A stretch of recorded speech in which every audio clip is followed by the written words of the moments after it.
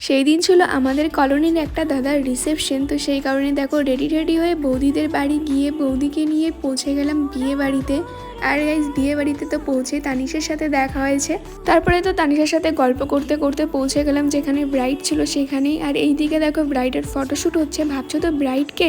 Sky blue কালারের শাড়ি পরা যে সেই হচ্ছে ব্রাইড। তারপরে তো বৌদির সাথে চলে আসলাম বাইরে। আর এইদিকে দেখো বৌদি গিফট নিয়ে আমাকে দিচ্ছে আর বলছে আজ থেকে তোমার ভাত কাপড়ের দায়িত্ব নিলাম। তো সেগুলো এখানে দেখো আমরা হাসি ঠাট্টা করছিলাম। তারপরে তো যাবো খেতে জন্য, তার আগে দেখা হয়ে গেলো মেঘার সাথে। আর এইখানে একটা আঙ্কেল আমাকে দেখো মাথায় মেরে চলে গেল। বিয়ে বাড়িতে এত পরিমাণে ভিড় ছিল না গাইস, কি আর বলবো। আমরা তো যে যাবো একটু কিছু খাওয়ার জন্য, তাও আমাদের উপায় নেই। দেখো গাইস এত পরিমাণে ভিড় ছিল, এখানে দাঁড়িয়ে আছে একটু ভিতরে যাওয়ার জন্য, তাও চান্স পাচ্ছি না। তো এখানে নিয়ে নিয়েছিলাম এখানে কোল্ড ড্রিঙ্ক। তো বৌদির জন্য আমার জন্য আর একটা বুনু ছিল। আপাতত কোল্ড ড্রিঙ্ক খেয়ে গলাটা ঠান্ডা করে দেখা হচ্ছে নেক্সট পার্টে। টাটা।